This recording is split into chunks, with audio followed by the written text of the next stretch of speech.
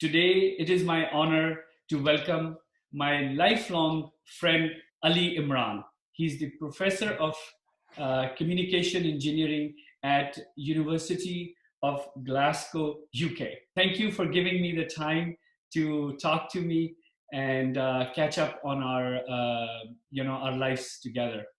Thank you very much, Farhan. Thank you for inviting as well. And I think I would also say that it's always my pleasure to have a chance to spend time with you. Right, so this became just an excuse to again come in contact. Ali, you are the kid that when we were together in 7th, 8th grade, and the whole class was being rowdy, undisciplined, and we were just about to be punished. The principal walks in the class and he said, "Oh, it's Ali Imran's class. Okay, I'll give you guys a walk this time, a pass, because Ali is in this class." So you are that kid that has saved us so many times from getting in trouble just because of your presence. So I am lucky to call you my friend. Okay, I want to just catch up. We were together in FSC, right, in Rawalpindi, in Fauji Foundation, and we spent about 5-6 years together. Well, a very good incidents as well from our principal. I love and respect that guy because he has a great role in shaping my academic career, my ambitions as well. Professor Dilshad Hussain, may Allah give him elevated place in Jannah.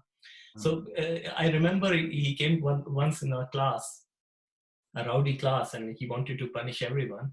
And then he selected 2 people, get them out, and say, these are very studious and hardworking students, so let's excuse them. And everyone else was actually punished quite severely. So you were one of them as well. So yeah, I remember. Well, I'll take that credit also. Thank you. Yes. Let's move on to some more inclusive talks of others as well.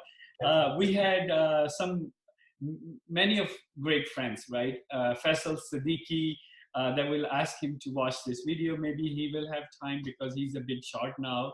And Bilal Masood, Umar Farooq, and so many, right?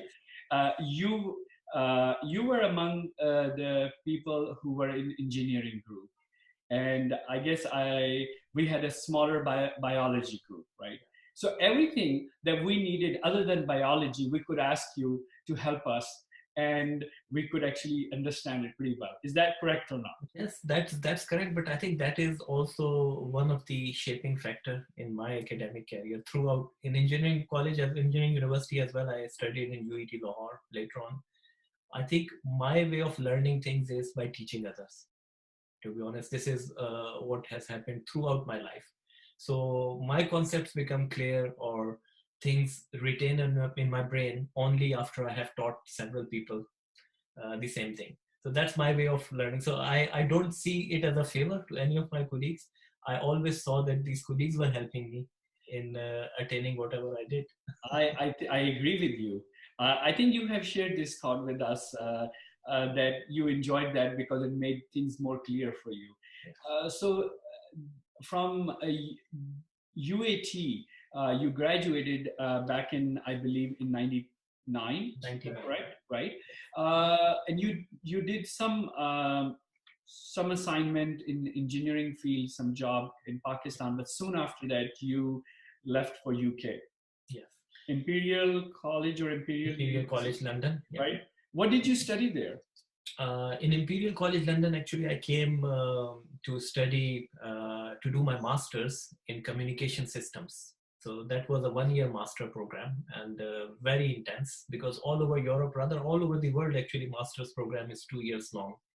And you study your subjects, you make your foundation, then you do an engineering project over 1 year. In UK, because living expense is so high, so in order to attract international students, what they did was they created this crash master course, everything cramped in 1 year. It was a very tough journey. So I did my master's in Imperial. Imperial is one of the top universities in engineering in UK and in top 10 in the world as well. And there was a lot of pressure of studies. And I was married at that time as well. So I had a small kid as well. So having family and doing all this was really doing a feast or doing some feat in this struggle. I learned a lot as well. So if you really like doing something, if you really have an ambition to attain something, to achieve something, you can always do it. So never have an excuse in your mind that because, for example, I could have an excuse that I have already started my job, I'm now married, so there is no need to do higher education, just settle in Pakistan, stay there. Of course, going back to Pakistan and settling in there is still my ambition and my wish. But at that time, coming to UK was to achieve higher education, not just up to master's level. So I wasn't from a very rich family. That was an opportunity because it was a scholarship. So I thought, okay, if I get this scholarship, maybe I can make some ways for further scholarship. Doing PhD was my lifelong ambition, even when I was a kid in my school, right? So I wanted to be a PhD doctor, teacher, or even a medical doctor. At that time, I hadn't decided between engineering and medicine. So that was a lifelong ambition, and I came for masters, did well in my masters, and then luckily I got a scholarship from Imperial College itself to do a PhD. So all my study in UK was funded by scholarships. I couldn't afford it, but I think with my hard work, effort, and my focus that I want to do it, I achieved it. So that was in 2002. That opportunity took you from Pakistan to London, but at that time you actually had to face difficulty because all your life you've been the top student. You had achieved the respect, the love, and it just came natural to you. But there you had to actually struggle because you were studying in half the amount of time, and I'm sure that new culture, new challenges, new being a new father, right, raising family, that is a hardship, and that made you even more stronger. Yeah. So how did you got into PhD, and what was your area of interest or study in PhD? Yeah. So PhD, because I always wanted to unearth or discover new things. So, and I was very inquisitive about accepting facts or just learning from a book and accept it. Oh, someone has discovered it, so this is the fact now.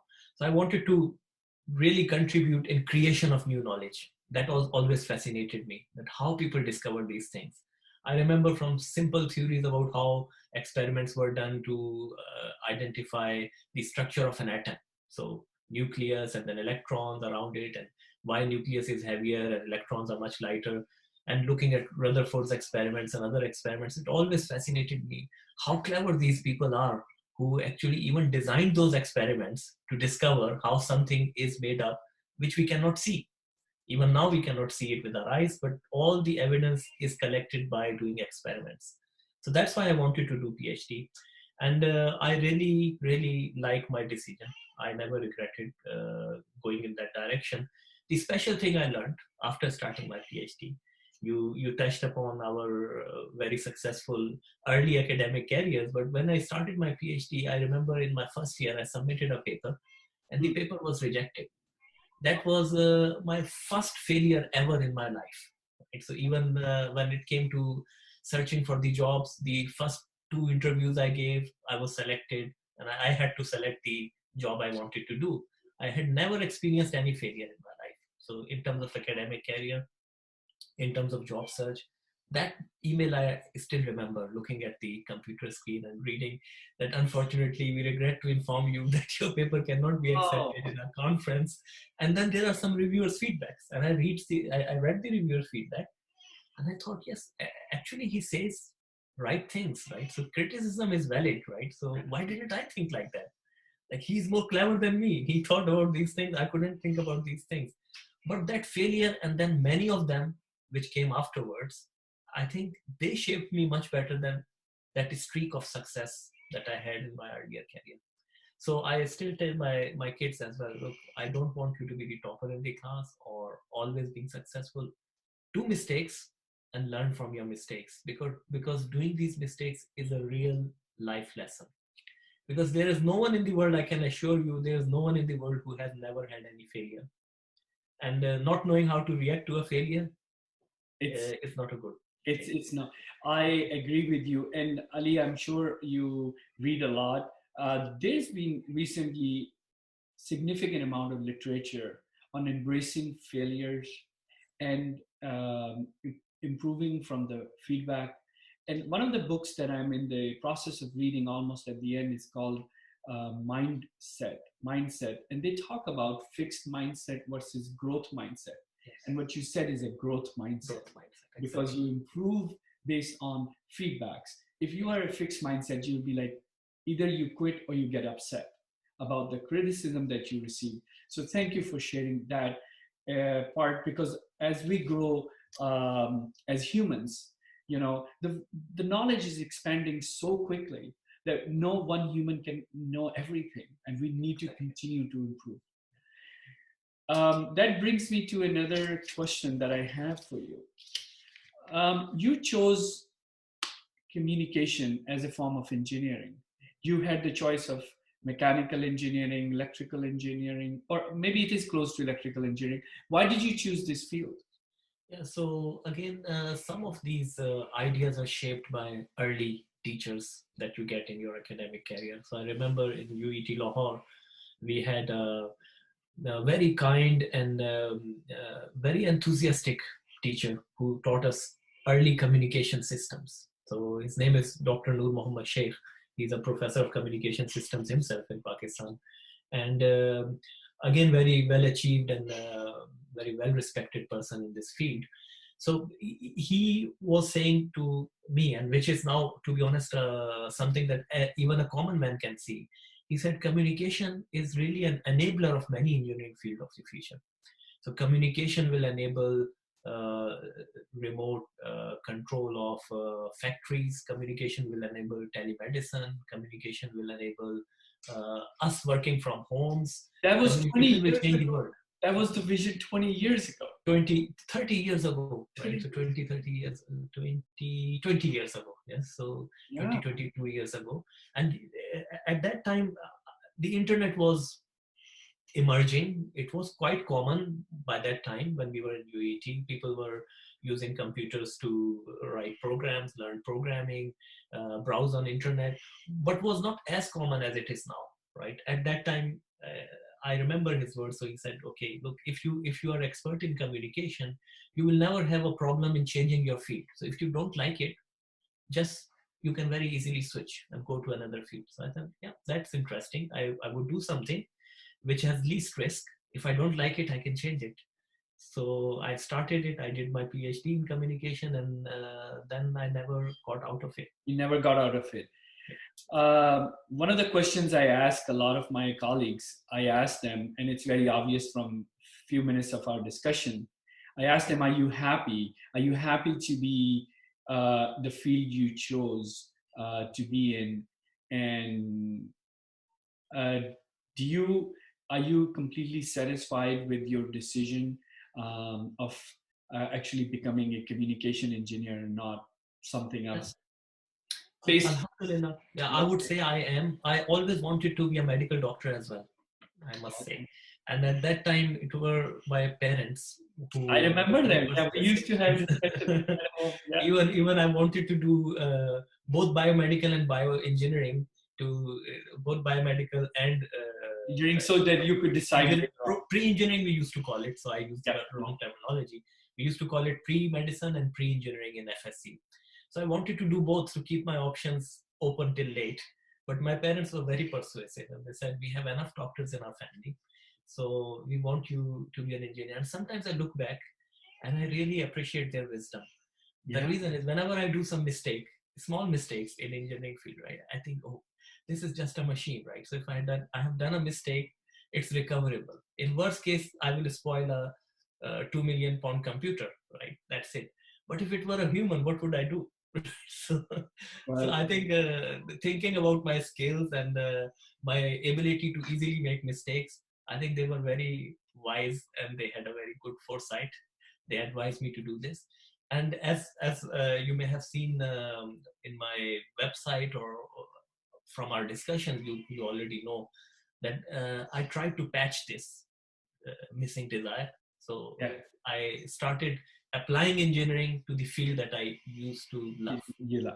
And we are going to get deeper into that digital health discussion, because not only that you are passionate about it. Over the last few years, I have developed, outside my usual role of as a clinician, as a rheumatologist and a pain management physician, I feel strong urge to improve my knowledge on digital health and try to be part of something big, so that looking back, we can say that telecommunication and digital health helped spread medicine equally to areas of the world where we don't have access to medicine.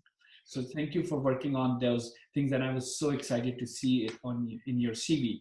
My question is, do you remember any personal unforgettable experience, good or bad, that actually made you who you are in your entire education career outside Pakistan, or maybe in Pakistan, that you said, well, I didn't expect to learn this from this event, but you did. So event, or I would say even sometimes a single sentence can shape a lot of your career. So I remember I wasn't always a first position kid, right? So up till my primary, I was quite average in my class. And once I would say by fluke or by bad performance of the toppers of my class or whatever happened, I came first in my class. And the result was as big surprise to me as for the teachers as well as my parents. And when I brought it home, my mom and my popo, my aunt, both of them, they were there. They were very happy. But my mom and my popo, both of them, they said the same thing. They said, well done, very good. It's a good achievement, but you know, coming first is easy. Staying first is very difficult. So that somehow stuck in my mind. Stuck in your mind. And that drove me for next, I would say, 7-8 years until I was in Pakistan. So every time you had to always push yourself, and you those sentences were echoing in my mind. Yeah, so I have done the easy job. I have to do the more difficult one. So, yeah, most of us had to see that in person to catch your dust where you were so far ahead. It's like, how's that even possible? Okay, my question for you is, as a professor of telecommunication, I read in your CV you are transnational engineering, in the field of transnational engineering. What is that?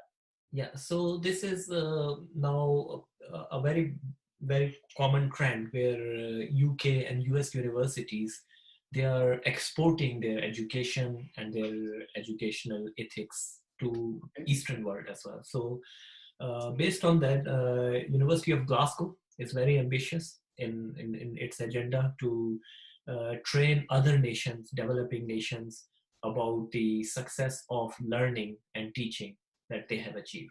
So there is a huge difference why learning and teaching and research is more popular or more successful in being innovative, bringing new innovations in the West, is because they're not trying to teach experts who know things. They're trying to teach experts who can think and create new knowledge. So that's the main difference in learning and teaching in the East and in the West. So transnational education means how we can deliver Western education in Eastern countries. So Glasgow has a big project of setting up an engineering university collaboration with a top university in China. And the size is the cohort of students that we currently have is around 2,000 students. So it's bigger cohort than the local cohort we have in UK itself.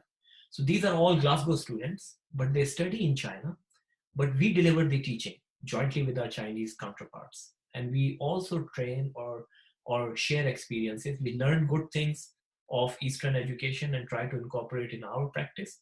But at the same time, we try to export this mantra of Western education, that we have to enable people to learn rather than giving them, just passing on the information to them. So transnational education means this capability of exporting one country's educational ethics to the other education. Wow. Okay. So this exchange of knowledge has has enabled 2,000 Chinese students to be students of University of Glasgow without leaving their country of origin, not having to go through that much expenses and struggles you went through, Exactly. but also get the same standard of education. Exactly. So that means somebody has to create that information. Now, I have two questions. Number one, uh, does is it the mode of education in English for Chinese? Okay, Yes. it is. Okay. Number two, do you have to travel a lot to Yes. conduct lectures and stuff? Yes. So personally, I have very limited opportunity to teach now because of a lot of administrative roles as a dean. But we have a team of fly-in lecturers. So rather than those 2,000 people flying in to UK and spending their time and studying here, what we have is we have a cohort of around 30 experts, Hmm. and they travel and they deliver the teaching of 1 month concentrated in 1 week time. And then when they come back, they use Zoom and Microsoft Teams and those kind of remote engagement methods to stay in touch with these students. So that's the distance learning. Distance learning is already relying a lot on communication technologies. So, but it has been proving a big success, especially after COVID-19 Yeah, outbreak. yeah. Uh, our transnational education programs were leading the other programs and trying to show them how things can be done without being face to face in one physical location, because we had a lot of experience already there. And that 2,000 students I mentioned are at any one given time. We have trained and delivered or graduated much more than those students. So every year you can say our output would be around 540 students over next 10 years or so. So, Ali, I'm going to ask you a question that I think of many countries, Western countries, who have been the beacon of education and technology in our world as we grew up. They were also called brain drains. They were getting the talent from poor countries in their countries, and whoever came stayed there. Now, this is reverse of that. You are taking the education that UK or Glasgow could get those talent in their country, but they're not being that selfish. And how come? And what is their personal interest in? Yes, so there are a couple of personal interests as well. So no one does it as a charity. So of course there is a financial model as well, but more than financial model, Glasgow is a very old university founded in 1451. And the university is, I would say, financially quite strong, stable, and rich. It's a Russell Group university, like you have Ivy League in USA. Russell Group in UK is a group of very prestigious universities. So they can afford these kind of bigger ambitions. And the big ambition is internationalization. So we want to internationalize our education. We want the Glasgow brand to be known all over the world. So we have to increase the output, bigger rate of producing alumni spread all over the world. We don't want them all to be concentrated in UK and making UK a small village in terms of Glasgow brand. We want to export it. So this is one of the best and very efficient way of exporting Glasgow brand. Yeah, So and it is also very responsible from the point of view of environment. We are not creating a huge carbon footprint by travel. displacing so Yeah, many people, and they won't come here and stay here for 4 years. They will regularly go back to China. They will to meet their parents might come here to visit them. So we are reducing that carbon footprint as well. And of course, if we produce talent and some of them they are interested in coming to UK, we will get that benefit as well. So if after training them in their home country for 4 years, if they still want to make a life or career in Western world, they will still come to the They'll Western still world. be They're welcome. not losing anything. And they would be probably more accustomed to the Western world because of the interaction with the teachers. Because the first time I left my country, that was the first time I've ever left my country, Yes. and that was for good. So it was a lot of learning and cultural shocks that I went through, and I'm sure all of us have experienced some degree of that. My question for you right now is, where do you see yourself 5 years from now, I just want to let our listeners know that you are already Dean of Transnational Engineering. You are a professor, and I don't know if there is any other plans for you to do. Maybe it will be in digital health. So I think that might be a segue for us to talk a little bit about your, your passion in digital health, communication, and medicine merging together.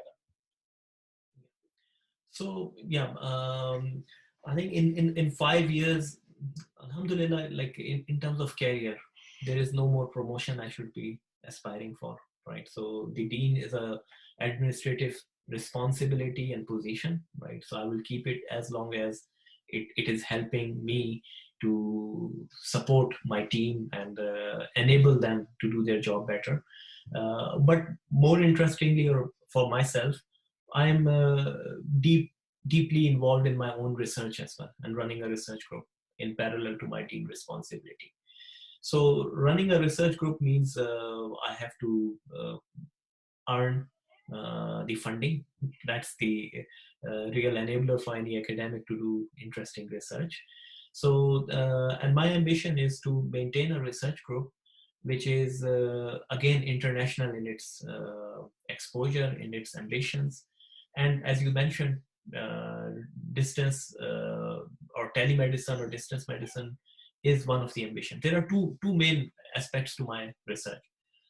You touched upon that as well. So there is a lot of discrimination developing between rich and poor, even because of the access to digital technologies, right? So there are so many areas in the world which are really not very well connected, and other areas are very well connected, and that's creating different level of opportunities for these people. So this is so-called digital divide. So a lot of my research is focused on overcoming digital divide to make wireless connectivity specifically and digital connectivity in general affordable for all type of people, irrespective if they are in urban centers or in rural areas. And don't take my word in a wrong manner, saying thinking that digital divide is only between Africa and Europe or Africa and America. Even in Americas and even in UK, there is a huge digital divide, right? So urban centers are connected with very high speed connections. They can do these kind of Zooms easily. But a couple of days ago, I was having a Zoom meeting with someone in Highlands and Islands in NHS, National Health Service. And the poor guy had to say that I cannot even switch on my video. I'm sorry, because my connection would not. That's within England, yeah. Within UK, in developed countries. So overcoming digital divide with technology, that's one ambition. And once we overcome digital divide, then we can really enable telemedicine. Because currently telemedicine is between urban center to another urban center. A lot of telemedicine is happening. The expert is sitting in US or UK and providing services in Karachi, Mumbai, Delhi, right? Because both of them, they are very well connected. Both of these urban centers are very well connected. What about people living in rural areas? What about people living in very far off places in Africa, where there is no digital connectivity at all? How would you take medicine to those people? So that's the ambition. And this ambition will be only achieved if we attack the problem from two sides. One is enabling digital connectivity in rural areas, and then at the same time working on engineering solutions where medicine or healthcare can be delivered remotely. There are again two steps to deliver healthcare remotely. One is something that can be done today as well, which is diagnostics. Diagnostics are not very high risk. Diagnostics do not require a very specialized tactile feedback, so that when you move something, you feel it, how it is moving, and it does not require that. It can even be done with a less trained nursing staff available on the other tele end, and you sitting here and guiding them through a Zoom call like this, or even through a remote controlled mechanism, that where to put the diagnostic tool and things like that, right? So telediagnostics is my first ambition, to enable it to be able to do simple things, but to be able to do later on more complex things as well. And then the future is, for which technology is still not yet ready, is to do telesurgery as well. And telemedicine at its peak would mean that a surgeon sitting in some comfortable command and control center can operate on a patient in Africa or some other place as well. So like some sort of a robotic surgery, which is happening with the surgeon being here using his tools and devices, but the operation is being monitored, of course, by a trained healthcare provider, but not to that level of expertise the surgeon has and can deliver that care. So that is very insightful. That is a bit further away in the horizon, because Of course, technology yeah. is still not yet ready. But another aspect of this one is health monitoring, right? And this is again something that we remote patient monitoring. Remote patient monitoring, right? And monitoring care home patients in their care homes, right? And an important bit to that is without invading their privacy, right? So no one would like to have cameras in every room of their house just to monitor their health. Yep. Or no one wants to forcefully wear different wearables all over their body just to monitor their health. So what we are working on is using the ambient wireless signals around you. Everyone has a Wi-Fi router in their home. Everyone has a mobile handset which connects to the Wi-Fi router. And amazing bit is that the technology which is already around us can still help us to monitor what's happening in that room, in that vicinity. I give you a very simple example. Say if you have a bulb in the room, right? Bulb provides light in that room. But in addition to light, it also provides a lot of information by creating shadows on the floor. Another boy sitting outside, just looking at the shadows, another person sitting outside, just looking at shadows can tell what's happening in the room, right?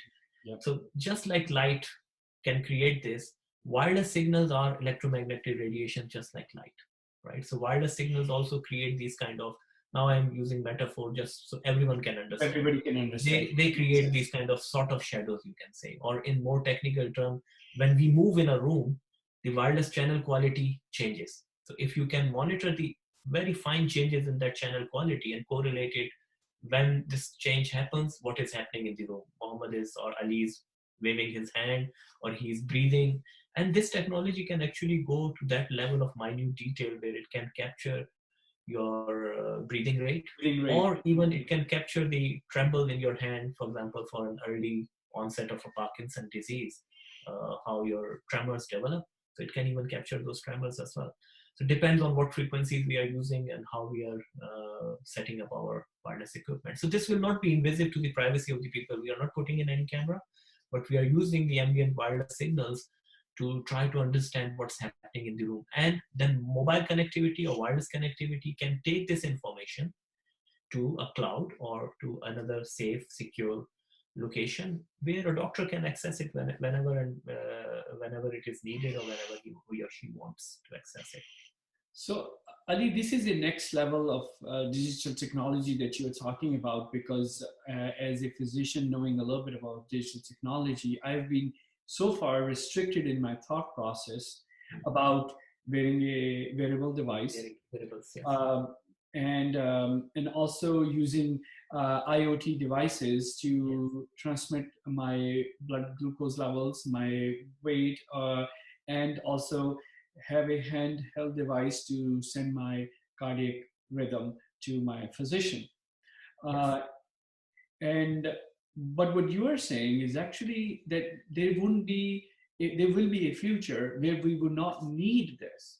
So it's almost, so how would that data would be retrievable? Let's say if I have congestive heart failure, and my doctor wants to know that when my legs swell up or when my breathing rate becomes higher, right? So you're saying that being presence of electromagnetic waves around me would be a good indicator. Change of that indicator would tell my doctor that I'm going into congestive heart failure. True. Amazing. That's very true. Yeah. So the interesting bit is these wearables, which are already now in the becoming market, off the shelf, right? So they are the technology of today. The problem with those wearables is especially with more vulnerable patients like old age people, people with dementia, people with other diseases. They even forget to wear them, right? So it's a challenge for them to wear. You need some nursing help or support for them to actually take those readings for the doctors to be able to respond to them. With this, we call it remote monitoring. this technology that I just mentioned. It's remote monitoring. It's again, it's a supplementary technique to wearables. It's not saying that you don't have to have the wearables, but it's there if you forget to wear your wearables, right? And if you are not taking your weight regularly, there are techniques of even incorporating those weight measurement techniques, say for example on some places where you definitely and regularly visit, right? So for example on your doorsteps or in your toilet, just on the toilet seat, you can install these kind of weight measurement techniques by pressure sensors and other things, so that you don't have to do it intentionally. Unintentionally these readings will be taken, and wireless technology makes sure that these readings can be very securely, safely, and in a timely manner stored in a cloud or in some other location, and they're accessible when and where they are needed. Ali, at the moment, you have been working with some local governments to implement this technology of present day today in your communities. Can you share a little bit of the infrastructure that you've been part of? Yeah, so our research is mostly funded by local engineering and physical sciences research council or the European Union's funding mechanism of Framework Program 7 or Horizon 2020. These are the funding mechanisms. So, but in order to demonstrate the use of technology, we have to work closely with our National Health Service. Scottish Care is an institution which takes care of a lot of care homes in Scotland, and then Digital Health Institute of Scotland, DHI Scotland. So these are the bodies. Then there is an institute called Census, which looks after the sensing and wearable devices, as we just mentioned, and IoT network as well. And luckily, we have been directly funded by the Scottish government as well to set up Scotland's 5G Centre. So this is a national level center, and the ambition of the center is again to demonstrate or showcase the potential of technology, what it can do for urban as well as rural communities. Then in UK, we have a department called Department of Culture, Media and Sports, and it funds a lot of 5G related research. And over last few years, it has been very instrumental in funding research for overcoming digital divide. And Scotland is a big example of having a digital divide in digital connectivity, because the geography of Scotland is like that. So we have highlands and islands. It's very difficult to provide high-speed connectivity to an island because you have to take an optical fiber through the sea, or if you're doing it wirelessly, it's very expensive. If you're doing it through satellite or some other technology, then the delays are very long. So that becomes a challenge and problem. So DCMS has funded also a lot of our research, where we are trying to demonstrate how the rural or far off communities, islands which have only 22 people, how they will be able to access benefits of this technology. No mobile operator, no commercial mobile operator will go and put a base station there, because there is no business for their investment getting the revenue from those 22 people. So, Ali Imran, drones can be used as a way to provide a internet connection? Yes, drones are a good enabler, and we have done some research on that as well. But again, it works in some scenarios, but it does not work in Scottish weather. Scottish weather is very challenging. So high speed of wind, a lot of rain, right? But still, drones are a big enabler for creating pop-up or ad hoc networks. So say, for example, in many of these far-off villages, if you cannot provide them 24/7 high data rate connectivity, you can still provide them good connectivity on a schedule basis, right? So they will have to schedule their lives around it. So, but they will have this opportunity of having 1, 2, or 3 hours of very good data service, and that time they can use for their teleconsultations, their downloads of files, and agricultural needs and these kind of things. And to enable that, what drone can do is, rather than hovering around and trying to create a network, drone can be used to transport or physically port the communication equipment, put it on a stable platform. It could be the edge of a rooftop, or it could be a tower, but it will put it there. And for those 2-3 hours, or even 1 day a week, it can provide that good service, and then drone can take it to another village close by. for next day. So you can use same hardware infrastructure to serve multiple villages and multiple places, make it more cost effective. So I have a question about the care homes in Scotland. Currently, to my understanding, in United States, nursing homes don't have established telemedicine services. Nobody uses it. Nobody is looking into it. But we have found out that more than 50% of coronavirus-related deaths in the United States, especially in the state of Pennsylvania, are long-term facility nursing home resident patients. Elderly patients who are treated with healthcare providers who probably could not take care of the personal protective equipment. Maybe the visitors brought the viruses, but those were the ones who had the highest amount of deaths. Now, the technology that you are talking about, I want to see if this could be the future, because when I read that report, I talked to some of my colleagues and I said, we have to change the care delivery to elderly patients. And my question was, is COVID-19 going to change how we think of delivering care to elderly? Because is it possible for us to deliver this care in their homes? Because at that time, if you had one elderly patient in a home, and it would have been easier to protect it and the spread wouldn't be as faster. Can you shed a little bit light on that concept? Yeah, definitely. And I think COVID-19 has brought the world to a standstill, and it has done a lot of havoc to world economies. Yeah. But I think we have to see the positives in it as well. Positive. And right? one of the positive is it will change a lot of things that we have been resisting for a long time. So, for example, remote work, people have now realized it can be done. It can be done very reliably and very frequently. And similar to that, this obstacle of using technology in health settings, because we don't really trust the technology until the technology forces itself upon us, right? So that inertia would be broken. Because even now, a lot of care homes, we are in regular contact with them, trying to show them how things can be done differently using technology. Very simple thing is going and taking temperature of someone who's not very well, right? And if you don't have PPE, you're putting yourself at risk.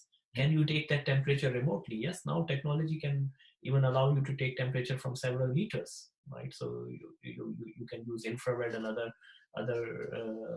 radar type of measurement techniques where you sense the infrared reflections from someone's body, and you can measure or accurately estimate the temperature. Chinese government is using it on people's policemen's or policewomen's helmets to even live monitor temperature of people walking on the streets, footpaths. Right now, is it being done right now in China? Yeah. Wow. So this technology is off the shelf. You don't need to do much. You can use it to not to enter the room. You can just from the door. You can take temperature of your patients. It will make it faster, quicker, right? And it will protect people when there is a pandemic. So they don't have to go and physically touch the patient or come in contact with the patient. This is one simple example. But other than that, now one other important bit is testing, right? So a lot of care patients are already fragile, and it's a logistically big challenge to port them physically, bring them to a drive-in testing center just to get a swab for their testing. So what we are trying to do is take the testing center, make it testing center on the wheels, take it to their care home, right? So that they don't have to travel. Because if we have to bring fragile people to the driving centers, we have to bring one key health worker with them. They will occupy a vehicle at least, or an ambulance in worst case, in order to port them to the testing center. So if the testing center can be easily brought to them, why should they come to the testing center? So the testing center needs connectivity because it has those laptops or data computers where they have to enter, they have to scan a serial number on the test tube of the swab. But technology is ripe enough. So the van can be wirelessly connected. Van will have every facility in it.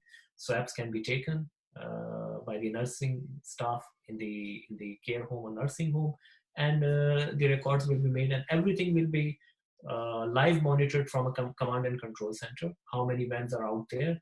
How many tests have already been done by this hour of the day?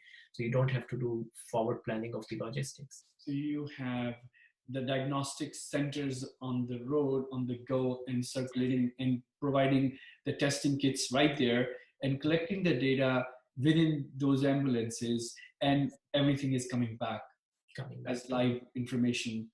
Yes. Impressive. So is there something that is in the process of making somewhere? So yes, in UK, this is already a project which is kicked off. We have been funded for it, and we are now working with NHS in Scotland and wider UK as well.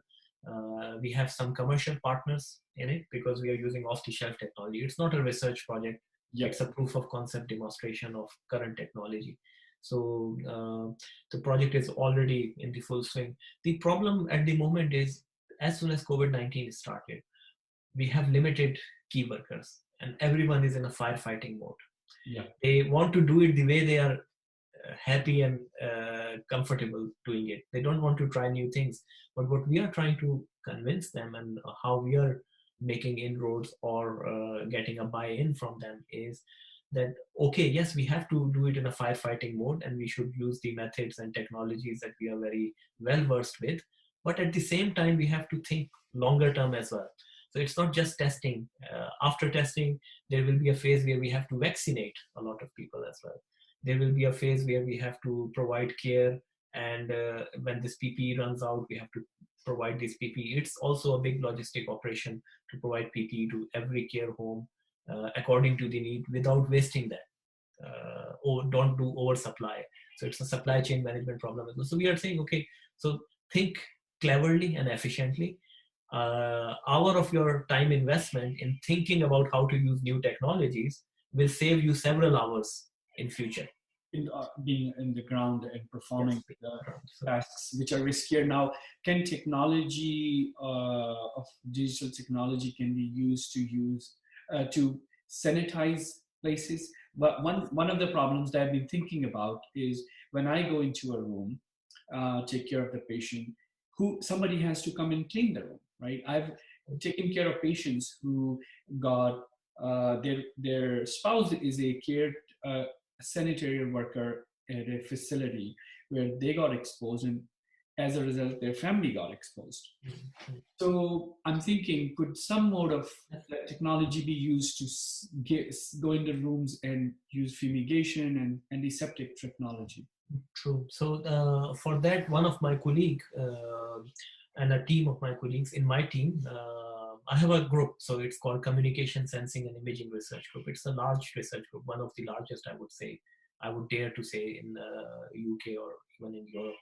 This group has a team which works on sensing technologies and also on use of ultraviolet and ozone to disinfect PPE equipment and surfaces as well. It could be used for the rooms as well.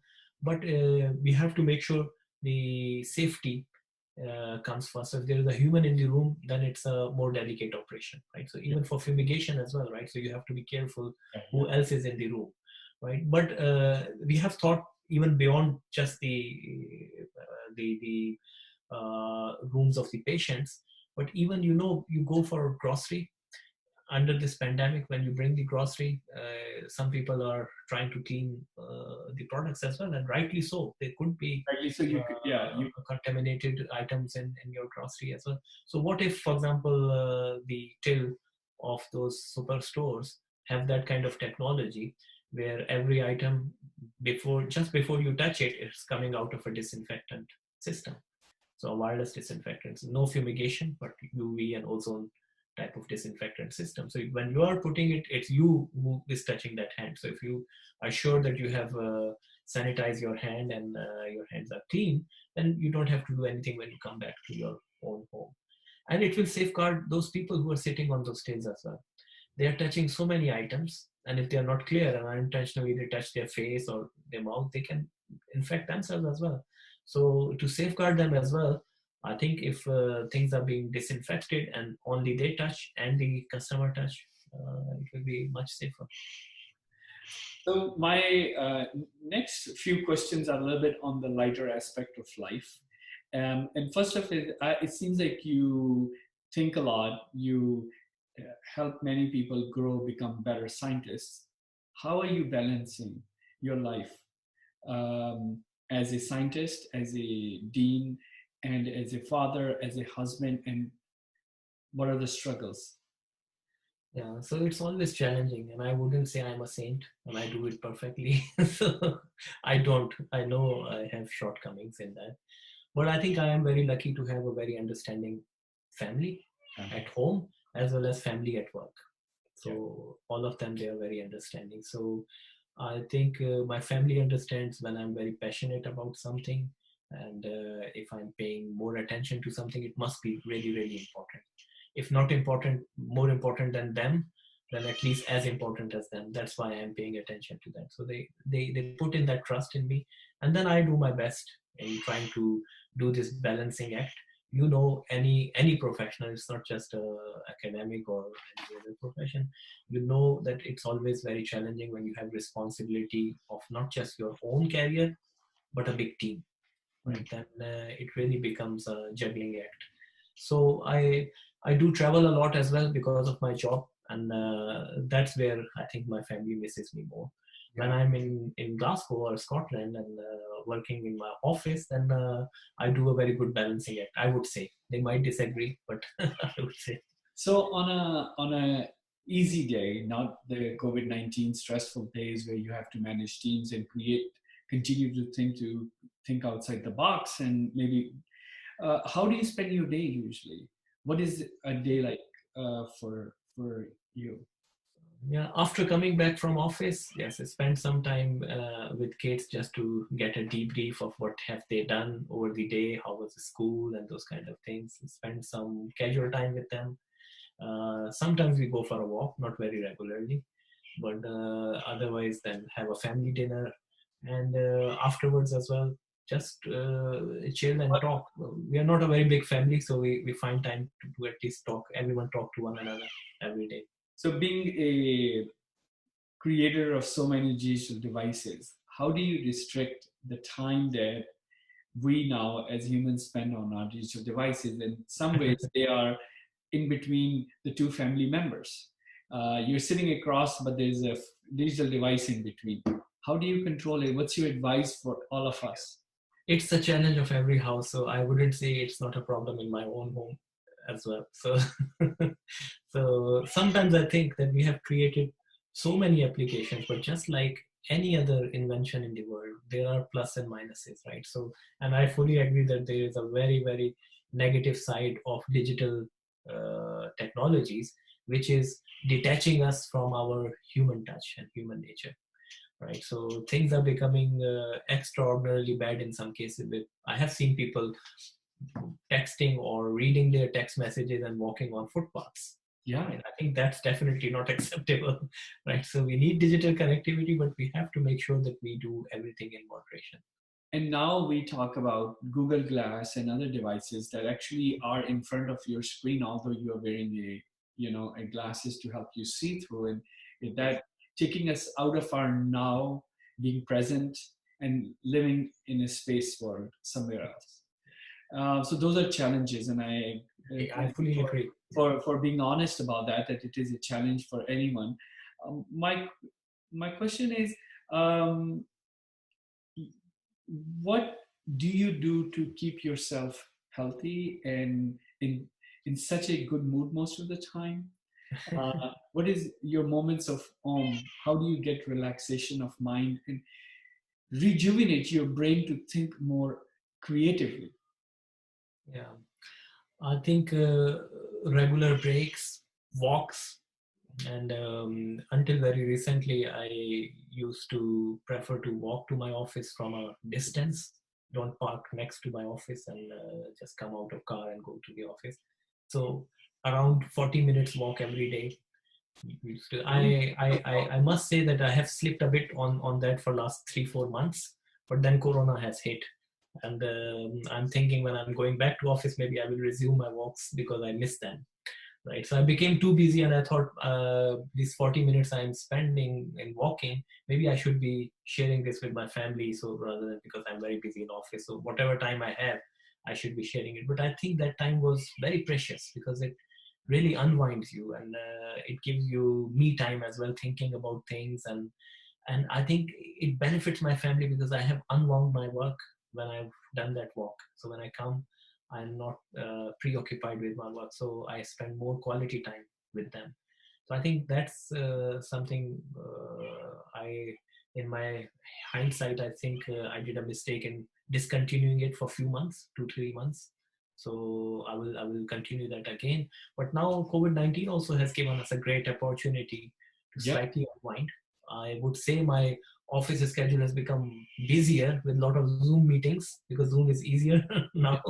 But still, I get more time because there is no commute time involved. You have a bit of flexibility as well in spending time with the whole family. And somehow COVID-19 has, you can say, enclosed everyone in a closed cell to force them to interact with one another, especially families. So I think that's another positive side of COVID-19. So Ali, I want to ask you something. Because you are a thinker, and I I think if you are at a place where you could impact humanity, you will do something good for them. Um, my question is, if you were the president or the of a, let's say, WHO's head of the WHO, what would you think we could have done differently to avoid COVID-19 spread? And my follow-up question is, you know China very closely, and you have relationship as teaching faculty in University of Oklahoma, and you know a little bit about American culture and Western world. Why do you think there was so much difference between spreading of virus in Western world, especially America, versus not in China? So two questions. What would you do if you were the boss of WHO? Now, hindsight will give you that credit. Tell us for the future. And number two, why it is more worse in America or Western world and not in China? So I would say, I think there are many positives of Western democracy, but there's a slight negative, which is sometimes our politicians, they are too narrow focused on the moment now. They don't have that very long term, I wouldn't say vision. They have a vision for long term, but they don't have that very long term interest in their mind. Rather, they are very focused in trying to secure their current position. Okay. In China, many people criticize it. I personally, I have decided not to criticize any system, right? Because I have to work with everyone. So, but I see a positive in that system, that at least their leadership is not too concerned about saving their current position. So they make decisions which are sometimes hard decisions to make, right? So quarantining a whole city is not an easy decision to make, but they made it.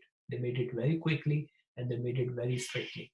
They even resisted to pressure from many external governments as well, from letting them take their own citizens out of the city for a long time, right? So they were very quick in responding.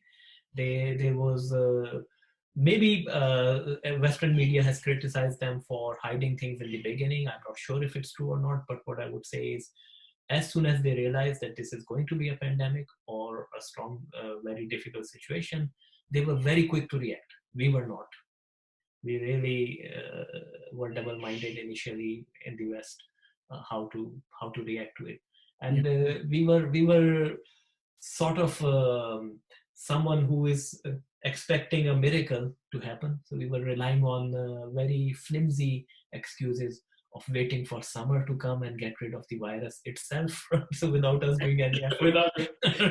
And one of my patients said it one time, it's like, it's very usual for America to be as cocky as we are.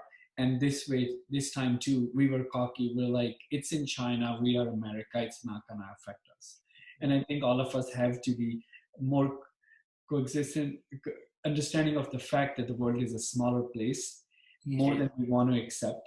and people we think are far away from us, and the changes in those words are not going to affect us, it's wrong.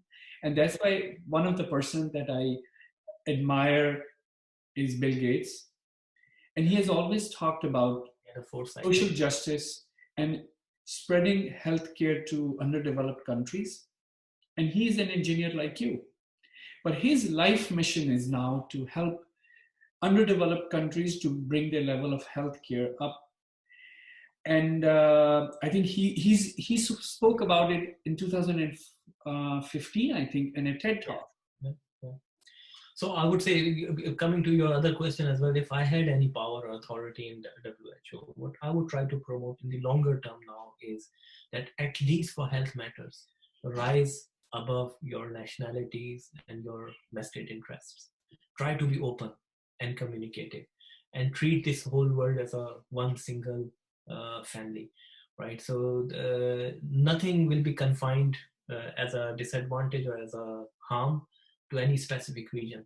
Yeah, so try to feel the pain of others and genuinely sympathize or empathize with them, right? Rather than thinking that, oh, we are safe, it's their problem, it's China virus or Wuhan virus. That's very, very negative attitude.